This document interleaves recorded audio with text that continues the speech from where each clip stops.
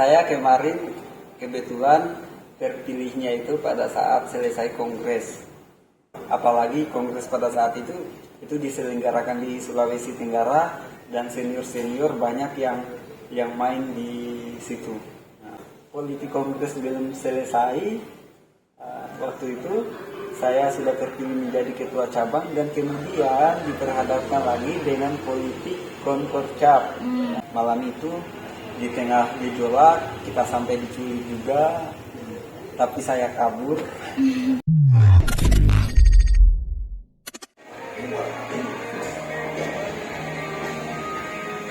Bismillahirrahmanirrahim. Assalamualaikum warahmatullahi wabarakatuh. Jumpa lagi dengan saya sahabat Astina Dola selaku pemandu podcast Sahabat pada malam ini. Kali ini kita telah kedatangan tamu spesial. Dia adalah pimpinan tertinggi cabang PMI Kota Bau-Bau, sahabat Ivan Akmal. Halo dulu, Bang. Bagaimana kabarnya, Bang? Alhamdulillah sehat. Ketum ya? Siap. Ketum, apa sih kesibukannya sehari-hari sebagai ketua cabang PMI Kota Bau-Bau? Ya, pertama mungkin saya ucapkan dulu terima kasih kepada sahabat Astin yang sudah mengundang saya di kesempatan pada malam hari ini. Sebenarnya agenda pada malam hari itu sangat dadakan ya saya. Ini mungkin kembali direfleksi lagi ketika ada agenda ke depannya. Hanya gini, saya selaku ketua cabang sangat mendukung kepada sahabat-sahabat yang punya kreativitas, salah satunya contohnya yaitu pada podcast malam hari ini. Ini merupakan salah satu juga kreativitas yang bisa menjadi inspirasi untuk sahabat-sahabat yang lainnya. Kalau untuk keseharian saya sih sebagai ketua cabang, ya tentunya pastinya mengurus organisasi, bagaimana mengembangkan organisasi, bagaimana menjalankan program-program yang sudah ditetapkan dalam organisasi. Kalau boleh tahu seperti apa sih atau bagaimana sehingga sahabat itu tertarik dengan PMI, kemudian mulai betah dan sekarang menjadi ketua cabang PMI Kota Bau-Bau? Iya. Jadi gini, ini mungkin kita akan cerita panjang kalau masalah kenapa saya sampai di PMI dan kenapa organisasi yang saya pilih itu adalah PMI. Jadi itu di latar belakangi kan saya masih malu-malu di kampus karena saya kan orangnya dari kampung, masih terbawa-bawa logat apa segala macam. Jadi kalau ngomong itu pasti bawaannya malu-malu. Hanya bagusnya di matematika itu itu kan ada organisasi himpunan jurusan atau HMJ atau HMPS. Alhamdulillahnya di HMPS matematika itu lumayan aktif dan kita di situ di matematika kita dituntut untuk aktif di organisasi internal kampus. Hanya saya tadi masih kepercayaan dirinya saya itu masih inilah karena namanya juga dari kampung kan, masih belum bisa mengeksplor diri, masih belum bisa untuk tampil gitu. Itu mama saya langsung respon itu kepada saya, jadi begitu mahasiswa itu jangan hanya kos, kampus, jangan gitu-gitu aja. Harus berorganisasi, harus melatih kepemimpinan. Jadi dari orang tua sendiri. Jadi orang tua sendiri yang dorong. Itu di masa liburan. Saya langsung berpikir, oh iya, saya harus bukan seperti saya kemarin yang hanya diam, malu begitu. Harus berubah. Harus merubah diri. Sudah selanjutnya tiba di semester 3 kembali aktif kuliah. Kebetulan di tahun 2015 itu kita kan dari Buton Utara ini kan ada himpunan juga namanya Himpunan Mahasiswa Buton Utara. Pada saat itu ada acara MUBES, pembentukan organisasi dan pemilihan ketua. Karena yang namanya organisasi kan pasti ada politiknya. Pada saat itu ada dua tokoh mahasiswa yang bertarung untuk menjadi ketua umum. Dan salah satunya itu orang yang ada di kampung saya. Satu kampung dengan itu.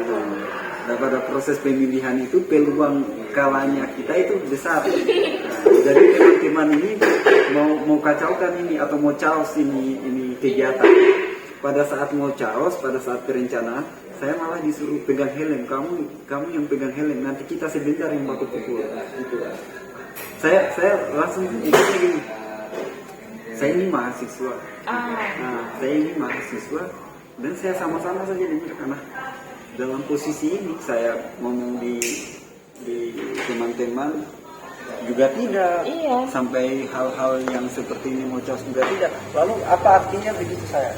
Di situ saya mulai artinya motivasi untuk berorganisasi itu lebih besar. Nah, setelah kejadian itu teman-teman baku pukul sampai ada yang keluarkan darah, saya hanya pegang-pegang itu. Di situ bahkan pada saat itu saya ditinggalkan istana ilmiah. Jadi saya jalan kaki sampai ke kos dengan pegangan yang begitu luar biasa sendiri. Bayangkan. Jadi kebetulan waktu itu ada pengkaderan di PMI, ada masa penerimaan anggota baru. Kita semua di kos itu dipanggil untuk mau mengikuti pengkaderan di PMI. Motivasi saya sudah lebih besar. Saya pergi sendiri, ikuti coaching. Keren. Dan pada saat kegiatannya saya juga pergi. Saya belum tahu pada saat awal pembukaan kegiatannya itu, saya belum tahu kalau mau bermalam. Kalau bermalam, hanya kesan yang saya dapat pada saat datang pada saat pembukaan pengkaderan PMI itu, karena kebetulan waktu itu ada senior saya yang kebetulan mau ikut juga pengkaderan. Ada senior saya dan kebetulan senior saya ini itu asisten dosen pada mata kuliah kimia. Jadi itu senior cukup berpengaruh lah di jurusan saya. Oh, dia saja. Saya langsung mikirnya gini. Oh, dia saja sudah mau ikut. Dia saja sudah mau ikut. Harusnya saya juga ikut. Gitu. Sudah ikuti prosesnya, ikuti pengkaderannya selama 5 hari. Bayangkan 5 hari. Oh, 5 hari ya? 5 hari itu kita makannya boleh dikata itu hanya mie dan berapa lembar kelor dan nasinya itu sangat mentah. Iya, bayangkan. Dan satu piring itu kita makan 3 orang. Saya awalnya boleh dikata orang rumahan, orang yang istilahnya pembersih, tidak pernah disentuh asap rokok. Saya orangnya begitu dulu. Di dalam proses pengkaderan ini ada hal yang lucu karena saya orangnya pendiam. Di waktu pengkaderan itu ada materi manajemen aksi dan di situ kita dituntut untuk orasi. Hanya saya pada waktu itu saya niatnya udah mau kabur, saya nggak bisa kayak gitu. Saya nggak bisa orasi. Jadi karena malam itu sudah jam 2 malam, mau kabur bagaimana? Sementara ini tempat ojek juga sudah ada. Ya terpaksa. Pada saat proses saya lihat itu teman-teman lagi orasi, saya langsung memperbandingkan diri antara saya dan sahabat-sahabat yang sama-sama berjuang dalam proses itu. Saya lihat dari cara omongnya, dari cara orasinya, dari apa yang disampaikan, saya langsung berpikir, kalau ngomongnya ini, saya masih bisa lebih, saya masih bisa lebih. Dari situ saya agak lumayan percaya diri lah, karena saya lihat teman-teman ini ngomongnya kadang agak gagap, gugup, jadi saya percaya diri di situ. Sudah jalankan orasi juga,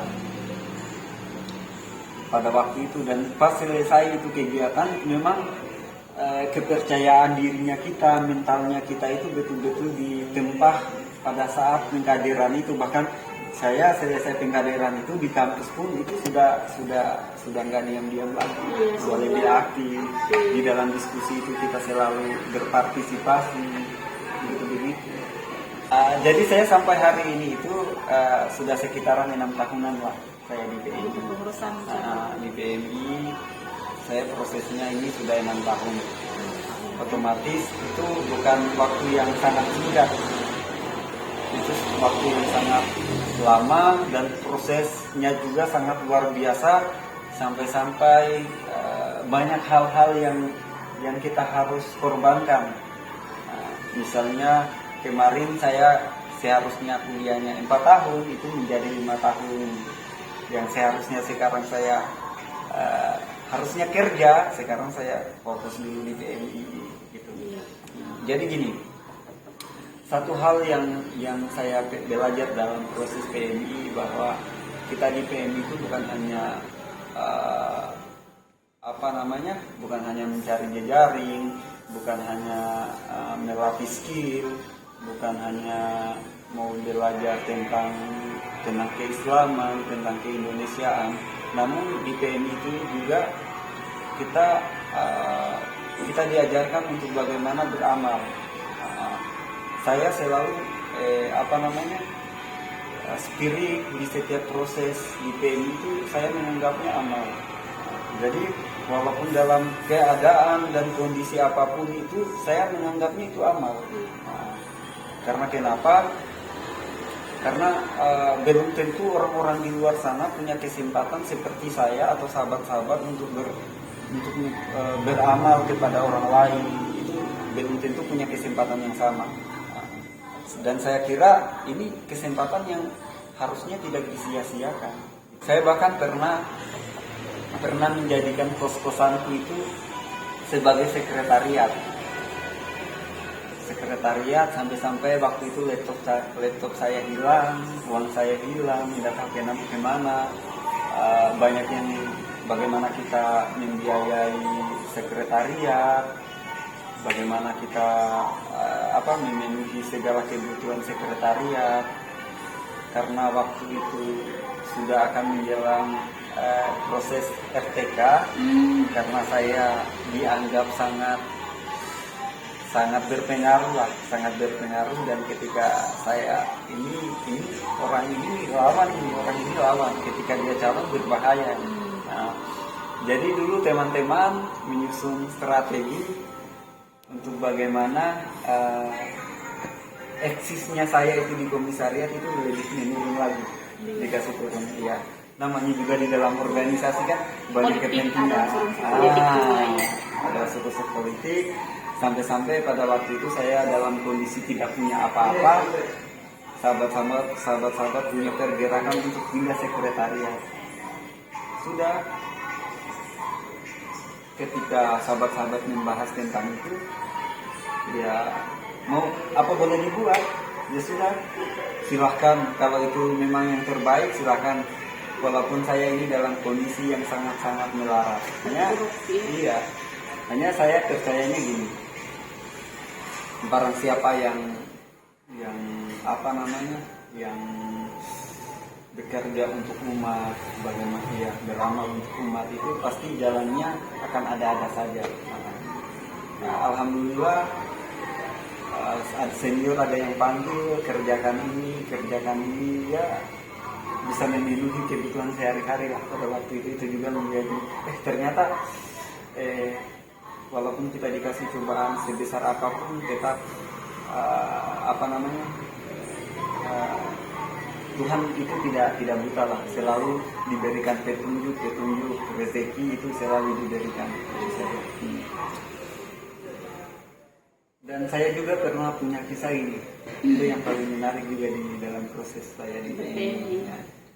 Pada saat Konfercap ke-11, jadi pada saat Konfercap ke-11 itu saya mencalonkan diri menjadi ketua cabang, dan sahabat sebelum saya Konfercap yang kemarin ya. Iya. itu bersama sahabat saya juga, sahabat Aziz namanya, dia juga mencalonkan. Kita sahabat dekat, sahabat apa namanya, satu bantal, boleh dikata satu bantal, satu piring, dan pada posisi itu kita diperhadapkan dengan kepentingan masing-masing. Waktu itu kita berkompetisi, siapa yang akan menang, saya konsolidasi, dia pun konsolidasi. Kita ini sahabat, tapi dalam proses ini kita harus berlawanan untuk menjadi ketua cabang. Hanya bagusnya kita gini, di kompetisi itu kita betul-betul tarungnya itu tarung program.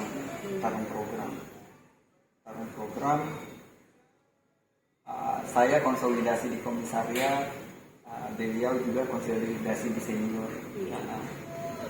Karena saya tidak konsolidasi di senior, ya pada saat pelaksanaan saya tidak dapat dukungan dari senior. Saya hanya punya kekuatan di komisariat. Senior susun strategi untuk bagaimana memenangkan ini, ya sudah. Bahkan kita sampai dikurung pada satu kamar untuk membahas siapa yang akan maju dan siapa yang akan mundur. Saya di situ bersikeras saya akan tetap maju karena menurut saya pada waktu itu saya ini paling tahu tentang dinamika yang ada, dan saya lah orang yang paling bisa memajukan menjadi Kota Bogor. Sampai segitunya kepercayaan diri saya, karena memang waktu itu saya hampir tidak pernah melewatkan setiap dinamika yang terjadi di Kota Bogor. Artinya selalu berpartisipasi dalam segala kegiatan. Sahabat kan tahu sendiri. Oke, sahabat, luar biasa tadi ya jejak prosesnya yang sangat, pokoknya sangat menantang, pokoknya di situ menguras energi, kesabaran. Sangat.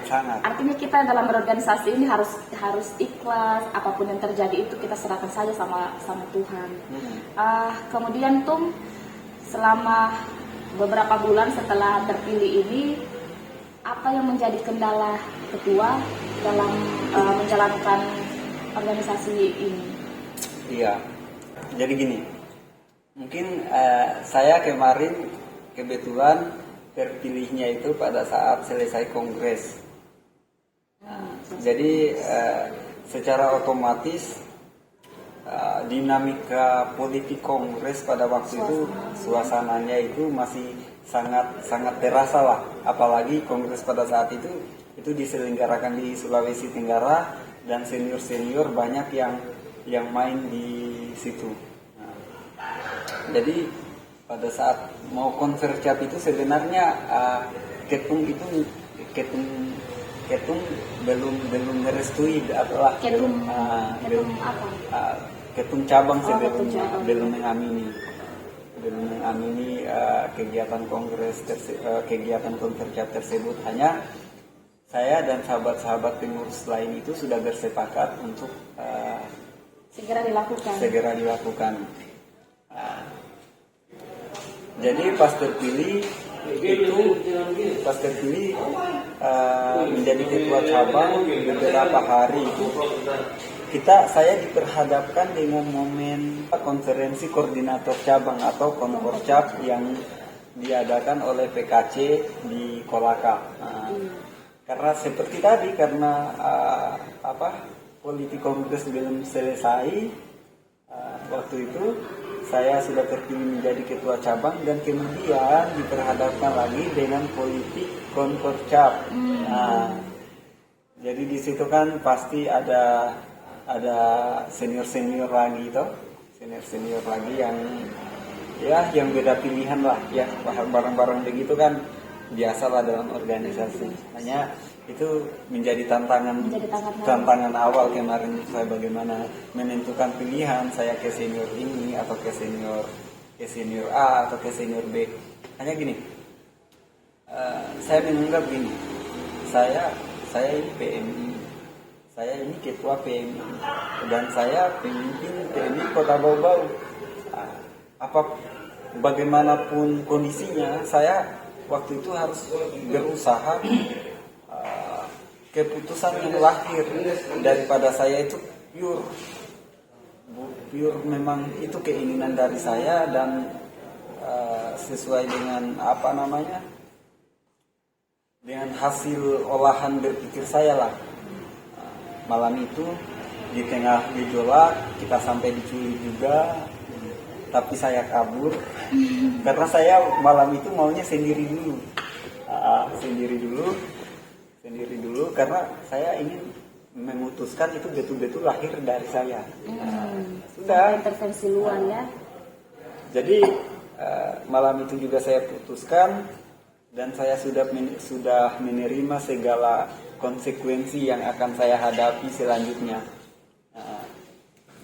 Sudah selesai itu, saya sudah lega, selesai kontorcat.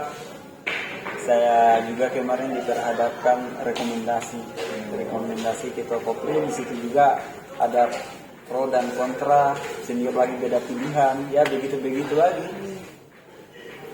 Hanya saya sudah terbiasa, saya putuskan, ini yang saya akan rekomkan. Dan alhamdulillah pada waktu itu dua-duanya bisa terakomodir. Alhamdulillah. Jadi artinya kendala-kendalanya Ketum ini adalah bagaimana ketika mengambil keputusan itu ada pro kontranya ya tuh. Iya. Seperti itu kan, seperti pimpinan. Jadi memang yang paling berat itu kita ketika menjadi ketua itu, ketika kita diperhadapkan dengan sebuah pilihan. Dan setiap pilihan itu ada konsekuensinya. Itu yang paling beratnya. Kemudian saya waktu itu akan menyusun kepengurusan, sementara ada beberapa sahabat itu lobbynya ke saya yang harus jadi sekung, tawaran struktural. Saya waktu itu langsung mikirnya gini, bahaya nih. Artinya akan ada konflik ini kalau misalnya tidak sesuai keinginannya mereka. Iya. Jadi strategi saya pada waktu itu, saya memilih sekretaris umum itu bukan orang yang meminta struktur sama saya. Saya mencari orang lain yang akan meminimalisir konflik. Oke, Tom, ada lagi yang ingin kami tanyakan terkait program unggulan Ketum Ivan. Bagaimana gambarannya sehingga ini menjadi ciri khas Ketum Ivan dalam memimpin di PMI Kota Bau-Bau untuk periode ini? Ya, siap. Jadi gini, saya sebenarnya sudah ada 3 kepengurusan di cabang, dan di 2 kepengurusan sebelumnya itu saya sangat aktif. Jadi dinamika yang terjadi di kepengurusan sebelumnya itu, di 2 kepengurusan sebelumnya itu saya betul-betul merasakan dan saya betul-betul tahu. Jadi gini, yang menjadi program utama saya kan kemarin pada saat pencalonan dan menjadi ketua cabang terpilih itu, visi misi saya gini. Bagaimana menjadikan PMI Kota Bau-Bau itu menjadi lumbung kepemimpinan muda yang produktif, kreatif, inovatif, dan mempunyai kemampuan yang lebih unggul lah. Gitu. Jadi karena visi misi itu di bulan-bulan sebelumnya itu saya lebih mempersiapkan sumber daya manusia organisasi, dan kemudian memperluas relasi, selalu bekerja sama dengan lembaga-lembaga yang mampu menopang kepentingan organisasi. Misalnya dari lembaga-lembaga kepemudaan, lembaga-lembaga pemerintahan, lembaga kepolisian, itu saya sudah mulai menjalin silaturahim, menjalin kegiatan kerjasama, bahkan di